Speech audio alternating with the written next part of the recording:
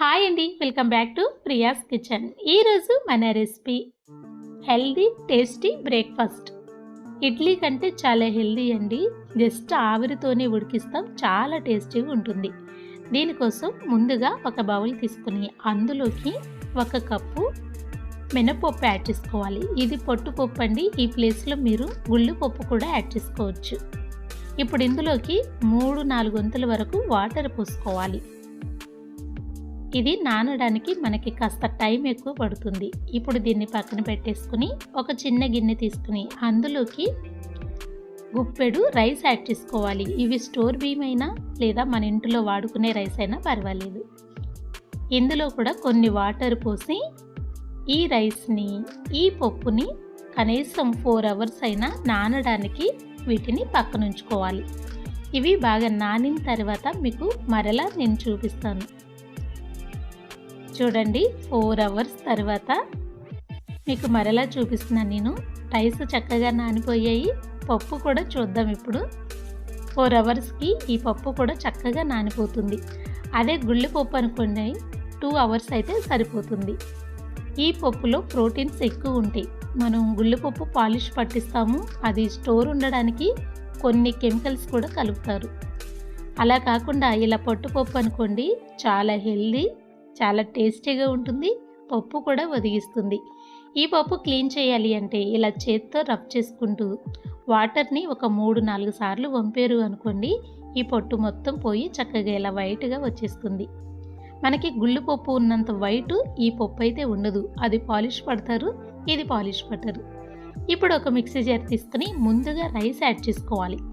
తర్వాతే పప్పు యాడ్ చేసుకోవాలి. పప్పు అంటే చాలా త్వరగా గ్రైండ్ అవుతుంది, కానీ రైస్ త్వరగా గ్రైండ్ అవ్వదు. కాబట్టి ముందు రైస్ యాడ్ చేయండి, తర్వాత ఇలా పప్పు యాడ్ చేయండి.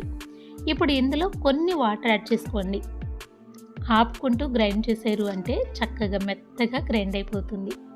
మీకు నేను మరలా గ్రైండ్ అయిన తర్వాత చూపిస్తాను.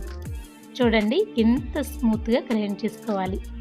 ఇలా గ్రైండ్ చేసుకున్న ఈ పప్పుని మనం ఒక బౌల్లో యాడ్ చేసుకోవాలి. ఇలా యాడ్ చేసిన తర్వాత ఇప్పుడు ఇందులోకి టేస్ట్కి సరిపడా సాల్ట్ యాడ్ చేసుకోవాలి.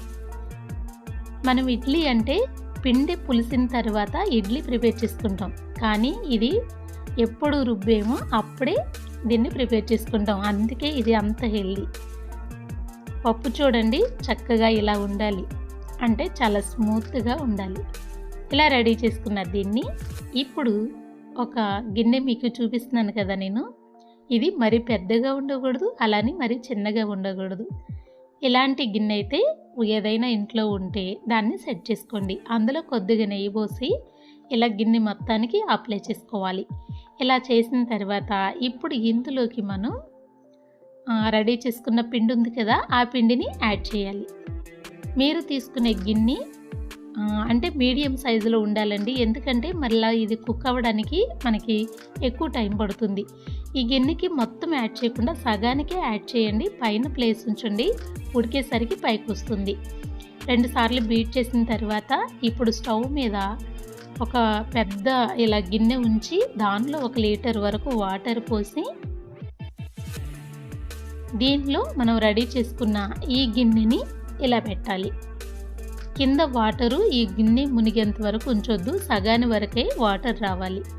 ఇలా సెట్ చేసుకున్న తర్వాత దీనిపైన ఇలా ఒక చిన్న ప్లేట్ని ఉంచాలి.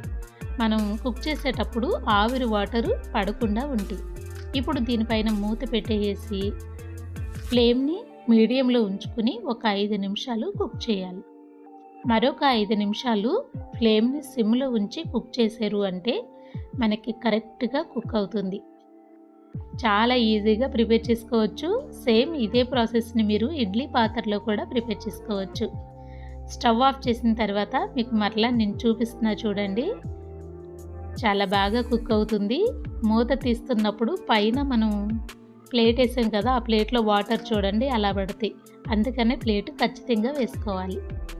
చాలా వేడిగా ఉందండి. మూత తీస్తుంటే నాకు చేతికి ఆవిరి తగులుతుంది. ఇది కుక్ అయిందో లేదో చెక్ చేసుకోవాలి అంటే ఇలా ఒక్కసారి స్పూన్తో కానీ నైఫ్తో కానీ చెక్ చేసుకోండి. ఇలా నీట్గా వచ్చింది అంటే సరిగ్గా కుక్ అయినట్టు. ఇప్పుడు సర్వింగ్ ప్లేట్లో యాడ్ చేసుకుందాం. మనం నెయ్యి రాసి ఉంచాం కాబట్టి చాలా ఈజీగా ఇది వచ్చేస్తుంది. చూడటానికి చూడండి ఎంత బాగుందో, కేక్ లాగా ఉంది కదా. దీన్ని ఇలా కట్ చేసుకోవాలి. ఇలా కట్ చేసిన తర్వాత ఇప్పుడు ఇందులో మనం వేడి వేడి సాంబారు పోసుకుంటాం, అందుకే కట్ చేసుకోవాలి.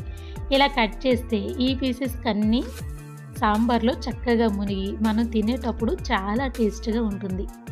ఈ సాంబారు పప్పు ఉడికించి చేసిన సాంబార్ అయితే కాదండి.